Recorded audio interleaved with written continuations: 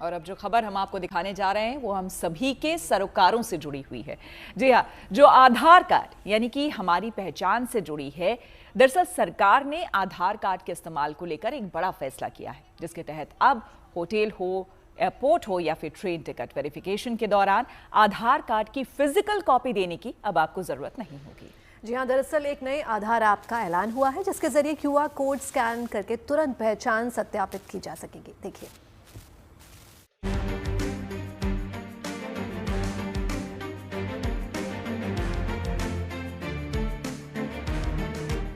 सिर्फ एक क्लिक और पल भर में हो जाएगा आपका आधार वेरिफिकेशन। ना तो आधार कार्ड रखने का झंझट, ना ही फोटोकॉपी देने की टेंशन।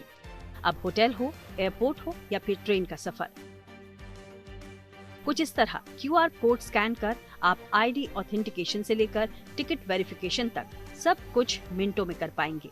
ऐसा समझ लें कि अब आधार कार्ड की फिजिकल कॉपी की जरूरत बीते दिनों की बात हो चुकी है।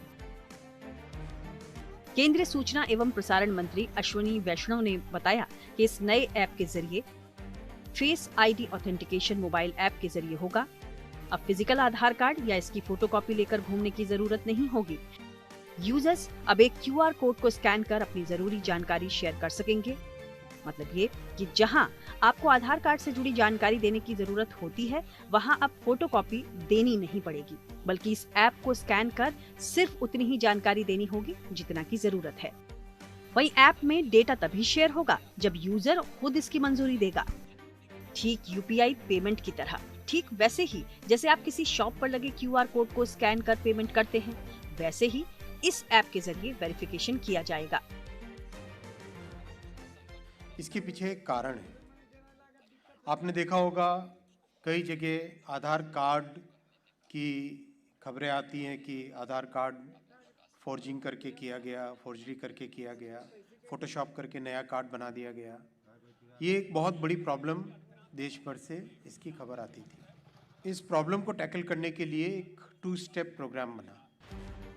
इससे सबसे बड़ा फायदा दरअसल ये होगा कि किसी के हाथ आधार की जानकारी लगने का खतरा कम हो सकेगा।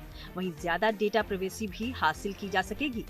मतलब ये कि बहुत जल्द ही अब आधार कार्ड के इस्तेमाल का तरीका बदलने वाला है, क्योंकि अब आधार कार्ड की कॉपी जमा करने की आवश्यकता नहीं होगी।